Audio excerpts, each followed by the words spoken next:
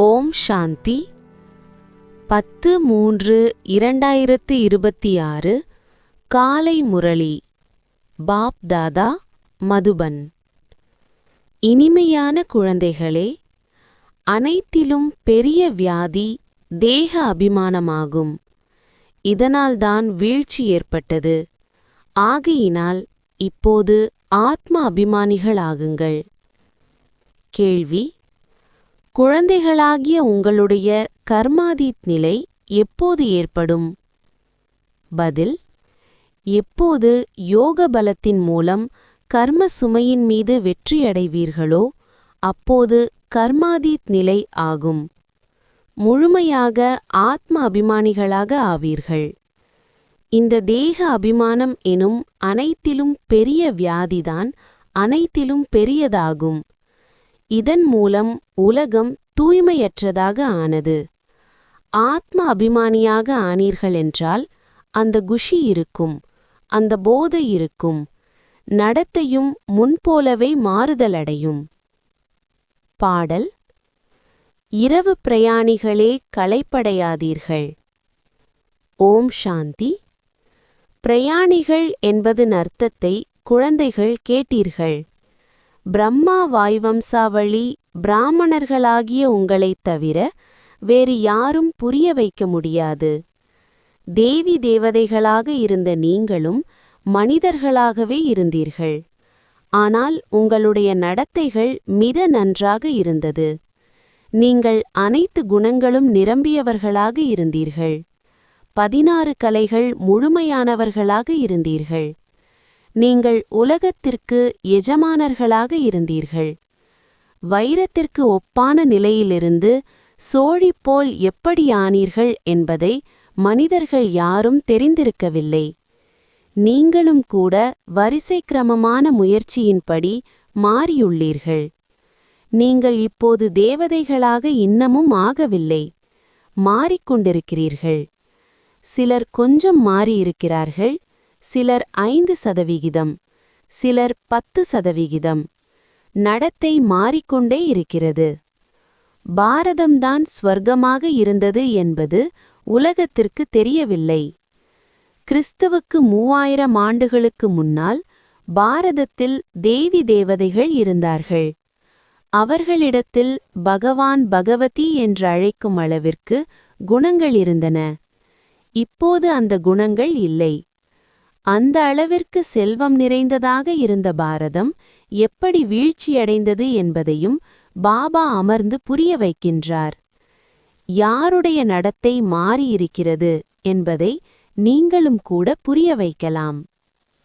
பாபா கூறுகின்றார்: குழந்தைகளே, நீங்கள் தேவி தேவதைகளாக இருந்தபோது ஆத்ம அபிமானிகளாக இருந்தீர்கள். பிறகு ராவண இராஜ்யம் ஆரம்பமான போது தேக அபிமானிகளாக ஆகிவிட்டீர்கள். இந்த தேக அபிமானம் எனும் அனைத்திலும் பெரிய வியாதிதான் உங்களுக்கு இருக்கிறது. சத்யுகத்தில் நீங்கள் ஆத்ம அபிமானிகளாக இருந்தீர்கள்.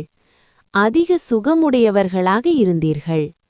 உங்களை யார் இப்படி மாற்றியது? இதையும் யாரும் தெரிந்திருக்கவில்லை. ஏன் உங்களுடைய வீழ்ச்சி ஏற்பட்டது என்பதையும் பாபா புரிய வைக்கின்றார். உங்களுடைய தர்மத்தை மறந்துவிட்டீர்கள். பாரதம் 1 பைசாவிற்கு கூட மதிப்பற்றதாக ஆகிவிட்டது. அதனுடைய மூல காரணம் தேக அபிமானமாகும். இது கூட நாடகத்தில் உருவாக்கப்பட்டுள்ளது. அந்த அளவிற்கு செல்வம் மிகுந்ததாக இருந்த பாரதம் எப்படி ஏழையாகியது? நாம் ஆதி சனாதன தேவி தேவதா தர்மத்தவர்களாக இருந்த நாம் எப்படி தர்மம் கீழானதாகவும் கர்மம் கீழானதாகவும் ஆனோம் என்பதை மனிதர்கள் தெரிந்திருக்கவில்லை. ராவண இராஜ்யம் ஆகிவிட்டதால் நீங்கள் தேக அபிமானிகளாக ஆனீர்கள். எனவே உங்களுடைய நிலை இப்படி ஆகிவிட்டது என்று பாபா புரிய வைக்கின்றார். எப்படி வீழ்ச்சி ஏற்பட்டது என்று ஏணிப்படி படத்தில் காட்டப்பட்டுள்ளது. 1 பைசாவிற்கு பயனற்ற நிலையை அடைந்ததற்கும் முக்கிய காரணம் தேக அபிமானமாகும். இதையும் பாபா வந்து புரிய வைக்கின்றார். சாஸ்திரங்களில் கல்பத்தின் ஆயுளை லட்சக்கணக்கான ஆண்டுகளாக்கிவிட்டார்கள். இன்றைக்கு புத்திசாலிகளாக இருப்பவர்கள் கிறிஸ்தவர்களாவர்.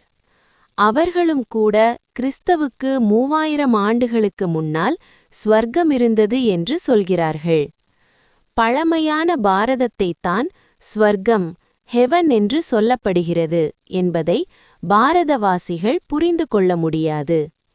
இன்றைக்கு பாரதத்தின் முழு வரலாறு புவியியலை தெரிந்திருக்கவில்லை. சில குழந்தைகளிடத்தில் கொஞ்சம் ஞானம் வந்துவிட்டால் தேக அபிமானம் வந்துவிடுகிறது.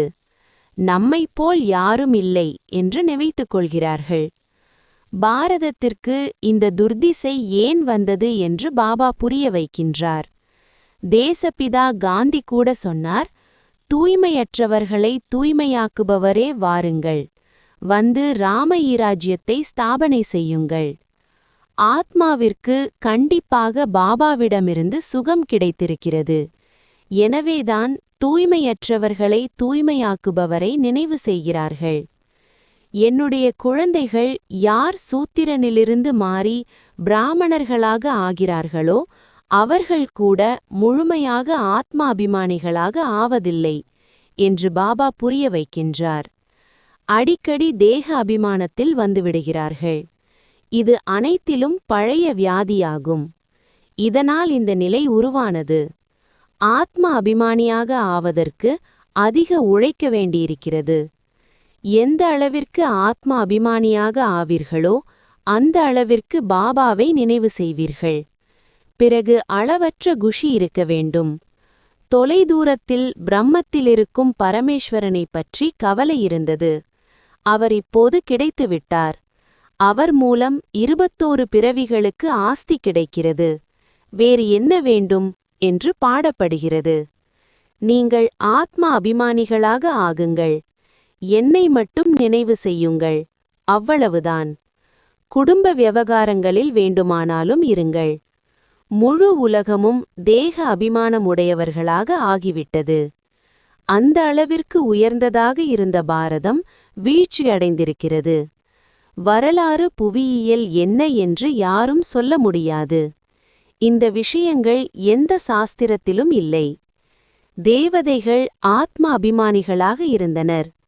ஒரு சரீரத்தை விட்டுவிட்டு மற்றொன்றை எடுக்க வேண்டும் என்பதை தெரிந்திருந்தார்கள். பரமாத்மா அபிமானிகளாக இல்லை. நீங்கள் எந்த அளவிற்கு பாபாவை நினைவு செய்வீர்களோ, ஆத்ம அபிமானியாக இருப்பீர்களோ, அந்த அளவிற்கு இனிமையானவர்களாக ஆவீர்கள்.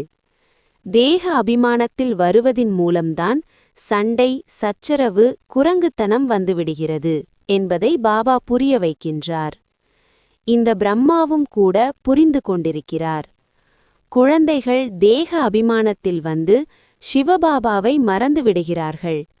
நல்ல நல்ல குழந்தைகள் தேக அபிமானத்தில் இருக்கிறார்கள், ஆத்ம அபிமானிகளாக ஆவதில்லை. நீங்கள் யாருக்கு வேண்டுமானாலும் எல்லையற்ற வரலாறு புவியியலை புரிய வைக்கலாம். உண்மையில் சூரிய வம்ச, சந்திர வம்ச ஈராஜ்யம் இருந்தது. நாடகத்தைப் பற்றி யாருக்கும் தெரியவில்லை. பாரதம் இந்த அளவிற்கு வீழ்ந்துவிட்டது. வீழ்ச்சியின் வேர், மூல காரணம் தேக அபிமானமாகும். குழந்தைகளிடத்திலும் கூட தேக அபிமானம் வந்துவிடுகிறது. நமக்கு யார் டைரக்ஷன் கொடுக்கணும் என்பதையும் புரிந்து கொள்வதில்லை. சிவபாபா கூறுகின்றார் என்றே எப்போதும் புரிந்து கொள்ளுங்கள். சிவபாபாவை நினைவு செய்யாததினால்தான் தேக அபிமானத்தில் வந்துவிடுகிறார்கள். முழு உலகமும் தேக அபிமானமுடையவர்களாக ஆகிவிட்டது.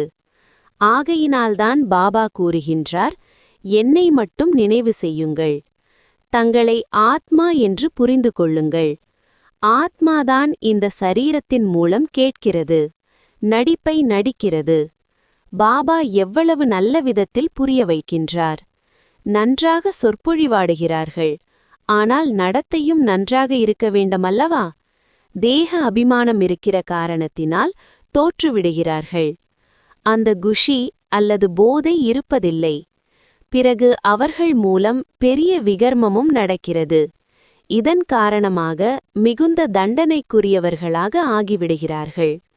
தேக அபிமானிகளாக ஆவதினால் அதிக நஷ்டமடைகிறார்கள். அதிக தண்டனை அனுபவிக்க வேண்டியிருக்கிறது. பாபா கூறுகின்றார், இது இறைவனுடைய உலக அரசாங்கம் அல்லவா? இறைவனுடைய அரசாங்கத்தின் வழக்கரமாக தர்மராஜன் இருக்கிறார். நீங்கள் நல்ல கர்மம் செய்கிறீர்கள் என்றால் அதனுடைய பலன் நல்லதாக கிடைக்கிறது. கெட்ட கர்மம் செய்கிறீர்கள் என்றால் அதற்கு தண்டனை அனுபவிக்கிறீர்கள். அனைவரும் கர்ப்ப சிறையில் தண்டனை அனுபவிக்கிறார்கள். அதை பற்றி கூட ஒரு கதை இருக்கிறது. இந்த விஷயங்கள் அனைத்தும் இந்த சமயத்தினுடையதாகும். அனைத்தும் ஒரு பாபாவினுடைய மகிமையே ஆகும், வேறு யாருடைய மகிமையும் அல்ல. ஆகையினால்தான் திருமூர்த்தி சிவஜெயந்தி என்பது வைரத்திற்கு ஒப்பானதாகும். மற்றவை அனைத்தும் சோழிக்கு ஒப்பானதாகும். சிவபாபாவைத் தவிர வேறு யாரும் தூய்மையாக்க முடியாது. தூய்மையாக்குகிறார்கள், பிறகு ராவணன் தூய்மையற்றவர்களாக்குகிறான். அந்த காரணத்தினால்தான் அனைவரும் தேக அபிமானிகளாக ஆகிவிட்டார்கள். நீங்கள் இப்போது ஆத்ம அபிமானிகளாக ஆகிறீர்கள். இந்த ஆத்ம அபிமான நிலையானது 21 பிறவிகள் வரை செல்கிறது. எனவே பலியாதல் அனைத்தும் ஒருவருக்கே என்று பாடப்படுகிறது. பாரதத்தை ஸ்வர்க்கமாக்கக்கூடியவர் சிவபாபா ஆவார். சிவபாபா எப்போது வந்தார் என்பது யாருக்கும் தெரியவில்லை. அவருடைய வரலாறு முதலில் தெரிந்து கொள்ள வேண்டும். பரமபிதா பரமாத்மாவைத்தான் சிவன் என்று சொல்லப்படுகிறது. தேக அபிமானத்தின் காரணத்தினால்தான் வீழ்ச்சி ஏற்பட்டது என்பதை நீங்கள் தெரிந்துள்ளீர்கள். அந்த நிலை ஏற்படும் போதுதான் மீண்டும் எழுச்சி பெற செய்ய பாபா வருவார். எழுச்சி மற்றும் வீழ்ச்சி, பகல் மற்றும் இரவு. ஞான சூரியன் எழுந்தால் அஞ்ஞான இருள் அழியும். அனைத்திலும் அதிகமான அஞ்ஞானம் தேக அபிமானமாகும். ஆத்மாவை பற்றி யாருக்கும் தெரியவில்லை. ஆத்மாதான் பரமாத்மாவாக இருக்கிறது என்று சொல்லிவிட்டார்கள். எனும்போது எவ்வளவு பாவாத்மாக்களாகிவிட்டார்கள். ஆகையினால்தான் வீழ்ச்சி ஏற்பட்டது. 84 பிறவிகள் எடுத்திருக்கிறார்கள். ஏன் இப்படி இறங்கி வந்துள்ளார்கள்? இந்த விளையாட்டு உருவாக்கப்பட்டுள்ளது. இந்த உலகத்தின் வரலாறு புவியியலை குழந்தைகளாகிய நீங்கள் தெரிந்துள்ளீர்கள். உலகத்தின் வீழ்ச்சி எவ்வாறு ஏற்பட்டது என்பதை வேறு யாரும் தெரிந்திருக்கவில்லை. அவர்கள் அறிவியலின் மூலம் அதிக முன்னேற்றம் நடந்துள்ளது என்று நினைத்துக் கொள்கிறார்கள். இந்த உலகம் இன்னும் தூய்மையற்ற நரகமாக ஆகிவிட்டது என்பதை புரிந்து கொள்வதில்லை. அதிக தேக அபிமானம் இருக்கிறது. நீங்கள் இப்போது ஆத்ம அபிமானியாக ஆக வேண்டும் என்று பாபா கூறுகின்றார். நல்ல நல்ல மகாரதிகள் அதிகம் இருக்கிறார்கள். ஞானத்தை மிகவும் நன்றாக கூறுகிறார்கள். ஆனால் தேக அபிமானத்தின் காரணத்தால் சிலரிடத்தில் கோபத்தின் அம்சம் இருக்கிறது, சிலரிடத்தில் மோகத்தின் அம்சம் இருக்கிறது. ஏதாவதொன்று இருக்கிறது. நடத்தை மாற வேண்டும் அல்லவா? மிக மிக இனிமையானவர்களாக ஆக வேண்டும். ஆகையினால்தான் சிங்கமும் ஆடும் ஒன்றாக நீர் அருந்துவதாக உதாரணம் காட்டுகிறார்கள். அங்கே இப்படி துக்கமளிக்கும் மிருகங்கள் கூட இருப்பதில்லை. இந்த விஷயங்களை கூட கஷ்டப்பட்டு யாராவது புரிந்து கொள்கிறார்கள். புரிந்து கொள்ளக்கூடியவர்கள் வரிசை கிரமமாக இருக்கிறார்கள். கர்மச்சுமை நீங்கிவிட்டால் கர்மாதீத் நிலை ஏற்பட்டுவிடும். இது கஷ்டப்பட்டு நடக்கிறது. அதிகமாக தேக அபிமானத்தில் வருகிறார்கள். நமக்கு இந்த வழியை சொல்வது யார் என்பது தெரிவதில்லை. ஸ்ரீமத் கிருஷ்ணரின் மூலம் எப்படி கிடைக்கும்? இவர் பிரம்மா இல்லாமல் நான் எப்படி ஸ்ரீமத் கொடுப்பேன் என்று சிவபாபா கேட்கிறார். என்னுடைய நிலையான ரதம் இவரே ஆவார். தேக அபிமானத்தில் வந்து தலைகீழான காரியங்களை செய்து தானாகவே தங்களை அழித்துக் கொள்ளாதீர்கள். இல்லையென்றால் விளைவு என்னவாக இருக்கும்? மிகவும் குறைந்த பதவியை அடைவீர்கள். படித்தவர்களுக்கு முன்னால் படிக்காதவர்கள் சுமை தூக்குகிறார்கள், தலை வணங்குவார்கள். முழுமையாக இருக்க வேண்டிய பாரதத்தின் வரலாறு புவியியல் அப்படி இல்லை என்று நிறைய பேர் கூறுகிறார்கள். எனவே அவர்களுக்கு புரிய வைக்க வேண்டும். உங்களைத் தவிர வேறு யாரும் புரிய வைக்க முடியாது. ஆனால் ஆத்ம அபிமான நிலை வேண்டும். அவர்கள்தான் உயர்ந்த பதவி அடைய முடியும். இப்போது யாருக்கும் கர்மாதீத் நிலை ஏற்படவில்லை. இவருக்கு நிறைய சிக்கல் இருக்கிறது. எவ்வளவு கவலை இருக்கிறது. நாடகத்தின்படி நடக்கிறது என்று என்னவோ புரிந்து கொள்கிறார்கள். இருந்தாலும் புரிய வைப்பதற்கு யுக்திகள் உருவாக்க வேண்டியுள்ளதல்லவா? ஆகையினால் தான் பாபா கூறுகின்றார், நீங்கள் அதிகம் ஆத்ம அபிமானிகளாக ஆக முடியும். உங்களுக்கு எந்த சுமையும் இல்லை. பாபாவிற்கு சுமை இருக்கிறது. பிரஜாபிதா பிரம்மாதான் தலைவர் அல்லவா? ஆனால் இவருக்குள் சிவபாபா அமர்ந்திருக்கிறார் என்பது யாருக்கும் தெரியாது. உங்களில் கூட கஷ்டப்பட்டு சிலர்தான் அந்த நிச்சயத்தில் இருக்கிறார்கள். எனவே இந்த உலகத்தின் வரலாறு புவியியலை தெரிந்திருக்க வேண்டுமல்லவா? பாரதத்தில் எப்போது ஸ்வர்க்கம் இருந்தது, பிறகு எங்கே சென்றது, எப்படி வீழ்ச்சி ஏற்பட்டது என்பது யாருக்கும் தெரியவில்லை. எதுவரை நீங்கள் புரிய வைக்கவில்லையோ அதுவரை யாரும் புரிந்து கொள்ள முடியாது. ஆகையினால் தான் பாபா டைரக்ஷன் கொடுக்கின்றார். எழுதுகிறீர்கள், படிக்கிறீர்கள் என்றால் பள்ளிகளில் கூட உலகத்தின் வரலாறு புவியியலை சொல்ல வேண்டும். வீழ்ச்சியை பற்றி சொற்பொழிவாற்ற வேண்டும். பாரதம் வைரத்திற்கு ஒப்பானதாக இருந்தது. பிறகு சொழித்து ஒப்பானதாக எப்படி ஆயிற்று, எத்தனை ஆண்டுகளானது என்பதை நாங்கள் புரிய வைக்கின்றோம். இப்படி கைப்பிரதிகளை விமானத்திலிருந்து போடலாம். புரிய வைக்கக்கூடியவர்கள் மிகுந்த புத்திசாலிகளாக இருக்க வேண்டும். அரசாங்கம் விரும்பினால் அரசாங்க கட்டடம், விஞ்ஞான பவன் இருக்கிறது. அங்கே அனைவரையும் அழைக்க வேண்டும். நாளிடுகளிலும் போடலாம். அனைவருக்கும் அழைப்பிதழ் அனுப்புங்கள். நாங்கள் உங்களுக்கு முழு உலகத்தின் வரலாறு புவியியலை ஆரம்பம் முதல் கடைசி வரை புரிய வைக்கின்றோம். நீங்களே வந்து செல்லலாம். பணம் போன்ற கட்டணம் எதுவும் இல்லை. எங்களுக்கு ஏதோ கிடைத்திருக்கிறது, அதை வழங்குகிறோம். எனவே நாங்கள் பரிசு அல்லது காணிக்கை போன்று எதுவும் பெற்றுக்கொள்ள முடியாது. சேவை செய்வதற்கு காரியத்தில் கொண்டு வருவோம். மற்றபடி நாங்கள் பெற்றுக்கொள்ள முடியாது. நான் உங்களிடமிருந்து தானம் பெற்றுக்கொண்டு என்ன செய்வேன்? பிறகு அதை நிறைத்து கொடுக்க வேண்டியிருக்குமே என்று பாபா கேட்கிறார். நான் கனவான், ஜென்டில்மேன் ஆவேன். நல்லது. இனிமையிலும் இனிமையான, காணாமல் போய் கண்டெடுக்கப்பட்ட செல்ல குழந்தைகளுக்கு தாயும் தந்தையுமான பாப் தாதாவின் அன்பு நினைவுகளும் காலை வணக்கமும். ஆன்மீக குழந்தைகளுக்கு ஆன்மீக தந்தையின் நமஸ்காரம்.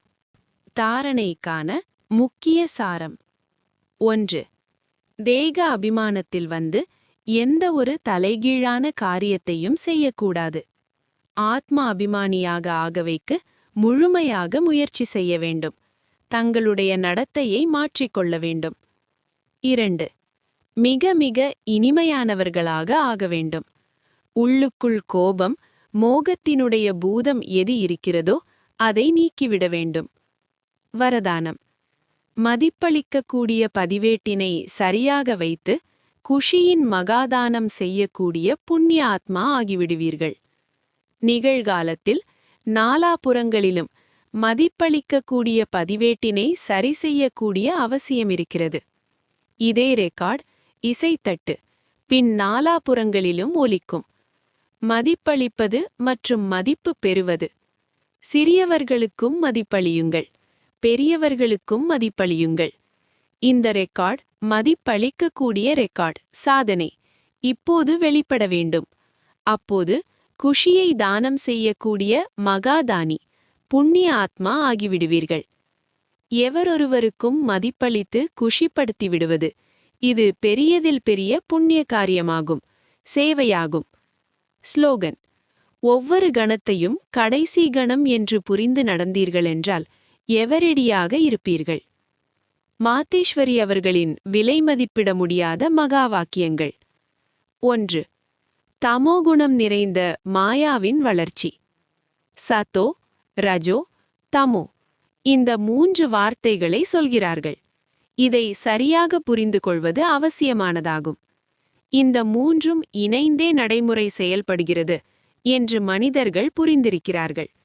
ஆனால் விவேகம் என்ன சொல்கிறது? இந்த 3ம் இணைந்தே செயல்படுகிறதா? அல்லது 3 குணங்களும் தனித்தனி யுகங்களில் வருகிறதா? இந்த 3ம் இணைந்து செயல்பட முடியாது என்று விவேகம் சொல்கிறது அல்லவா? சத்யுகத்தில் சதோகுணம் இருக்கிறது. துவாபர யுகத்தில் ரஜோகுணம் இருக்கிறது. கலியுகத்தில் தமோகுணம் இருக்கிறது. இது சதோகுணம் இருக்கும் பொழுது தமோ ரஜோ இருக்காது. ரஜோகுணம் இருக்கும் பொழுது சதோகுணம் இருக்காது. இந்த 3 குணங்களும் இணைந்தே செயல்படுகிறது என்று மனிதர்கள் அப்படியே புரிந்திருக்கிறார்கள். இந்த விஷயம் முற்றிலும் தவறானதாகும். மனிதர்கள் உண்மையை பேசும்பொழுது பாவகாரியம் செய்வதில்லை. எனவே அது சதோகுணமுடையதாகும் என்று மனிதர்கள் புரிந்திருக்கிறார்கள்.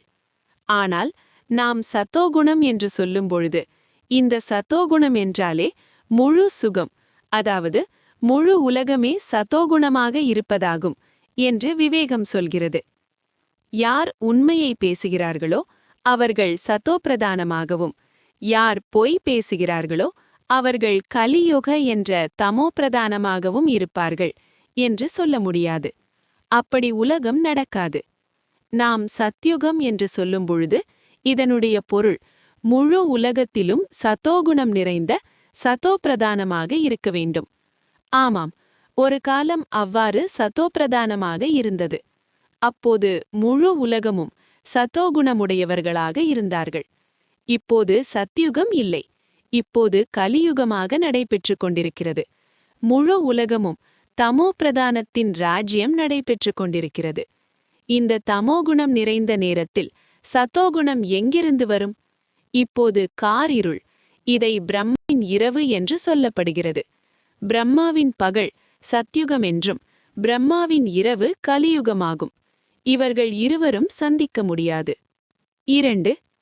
கலியுகம் என்ற சாரமில்லாத உலகத்திலிருந்து சத்யுகம் என்ற சாரம் நிறைந்த உலகத்திற்கு அழைத்துச் சென்று கொள்வது ஒரு பரமாத்மாவின் வேலையாக இருக்கிறது.